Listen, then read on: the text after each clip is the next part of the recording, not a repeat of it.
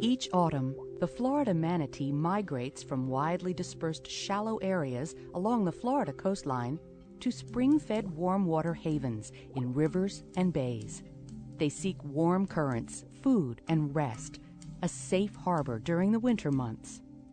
As the human population along Florida's coast grows, the manatees face increasing threats to their safety.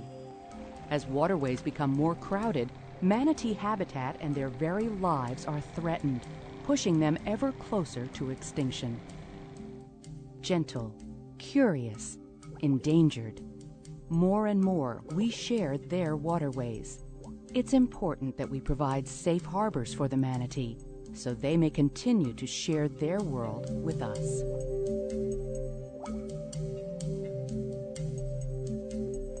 A subspecies of the West Indian manatee, Florida manatees are found mainly in Florida, but also range as far west as Louisiana and north to the Carolinas and Virginia during the summer months. During winter, when water temperatures drop below 68 degrees Fahrenheit, manatees seek warm, spring-fed waters like those found in Kings Bay. Like humans, they are sensitive to temperature, and prolonged exposure to cold water may cause hypothermia and lead to death. Well, the Crystal River National Wildlife Refuge was established by the Fish and Wildlife Service in 1983. This particular refuge was established for the purpose of protecting the Florida manatee. So it's basically a refuge created for the benefit of an endangered species. The combination of warm, clear water and a large population of manatees attracts thousands of visitors each year to the refuge and Crystal River area, each seeking that once-in-a-lifetime experience to swim with a manatee. Understanding these underwater mammals is the first step to their continued survival. The continued development of homes, marinas, and docks reduces available habitat. Boats often damage or destroy the shallow water grass beds that serve as a primary food source. More boats in the water also increase the potential for collisions and injury. Most wild manatees carry scars, visible reminders of the danger they face from boats on a daily basis. Many fatal wounds inflicted by boats, however, leave no outward sign until it is too late. A lot of people feel that we should put prop guards on all the props, but it's not necessarily the prop that causes the most damage. A lot of those cuts will heal. It's that outdrive unit or the keel of the boat that strikes the manatee going maybe 20 miles an hour that does a tremendous amount of damage to ribs that end up puncturing lungs and causing lungs to collapse and later on infections to develop, and it's fatal to the manatee. The U.S. Fish and Wildlife Service, the state of Florida, local law enforcement, and community interests have responded to help the manatee thrive in this shared habitat. Legislation, including the Endangered Species Act, the Marine Mammal Protection Act, and the Florida Manatee Sanctuary Act, provide the basis for manatee protection. Violations of these statutes may result in maximum fines of up to $500 under state law and $100,000 and/or 1 year in prison under federal law.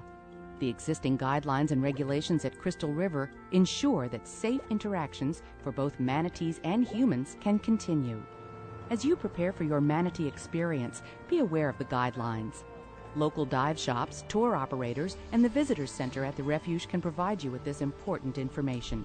Understand the policy of passive interaction. It's a good basis for observing enforced rules and increasing your chances of a successful manatee encounter. The real key to having a good experience with manatees here is passive interaction. We basically want people to understand that the best experience you can have is the one where the manatee has the right of way. We don't interfere with manatee's behavior. If the manatee's resting on the bottom, you let the manatee alone and you try to keep your distance and observe them in a way that will not affect their behavior.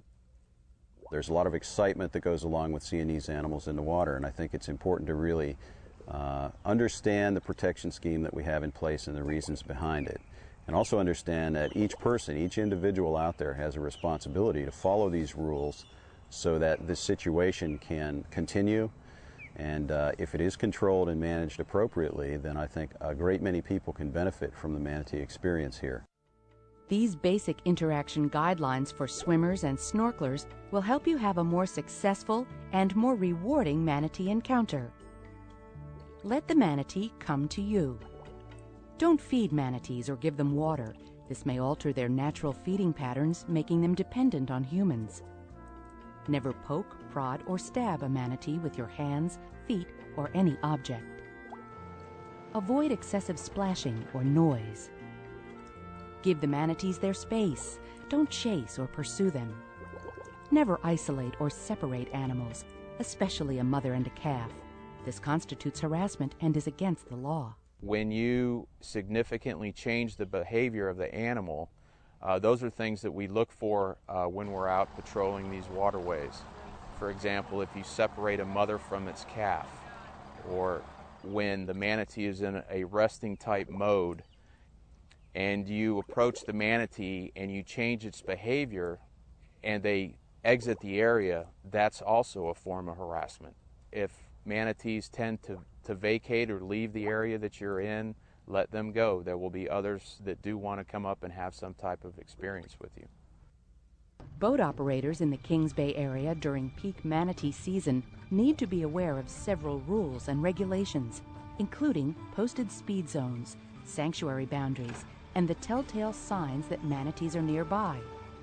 When boating, remember, slow down and look for manatee signs. These may include a swirl on the surface of the water, observing a snout, part of a back or tail, or hearing the manatee break the surface to breathe. Stay in marked deep water channels and avoid shallow areas where you may damage seagrass beds.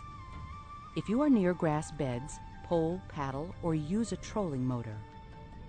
Lower your anchor slowly into the water, checking first for any signs that manatees are nearby. Never anchor your vessel to any non-permanent structure, such as sanctuary boundary buoys, or to vegetation along the banks. Be prepared to stop or reverse your direction to avoid a collision. Don't discard monofilament line, hooks, or other trash in the water. Always display a dive flag to identify that swimmers, snorkelers, or divers are in the area. Recognize and follow posted speed zones and other designation signs, including idle speed, slow speed, no entry. Idle speed is defined as no faster than is necessary for the boat to be steered. Slow speed is defined as a minimum wake, where the boat must not be on a plane and must be level in the water. No entry signs are posted to designate sanctuaries. These areas are off limits to all boaters, swimmers, and divers. They are places where manatees can rest undisturbed by humans. Altering or moving a sanctuary boundary line is also not permitted. Manatee sanctuaries are designated by a large orange and white buoy stating closed area. On that, it also has a diamond with a cross through it. That's the universal symbol for vessel exclusion.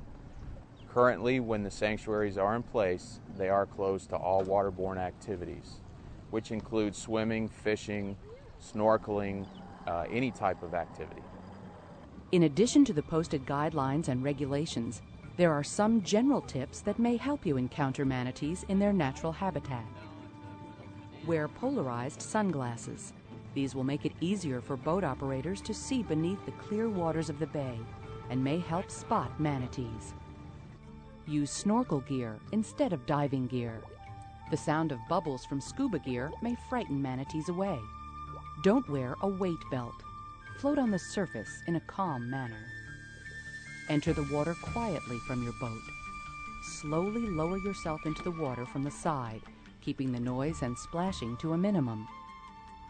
Take home only memories and only as many pictures as a manatee will pose for. Never chase or pursue a manatee for that last perfect shot. We're trying to get everybody to have a basic understanding of how to go about going through this manatee experience in a way that's not harmful to the species. So please observe the rules when you're out there, understand the nature of harassment and how to avoid that, and understand the sanctuary boundaries and what they mean, and by all means understand the speed zones and follow the rules. And You know, if everyone complies with that, then I think we have a situation here that'll benefit manatees and people for a long time to come. The U.S. Fish and Wildlife Service has a mandate to preserve and protect wildlife and its habitat for the continuing benefit of the American people. Working with its state and local partners, the service is dedicated to preserving the manatee and its fragile habitat. Public servants, citizens, and visitors to Crystal River all play a crucial role in ensuring the survival of this amazing species.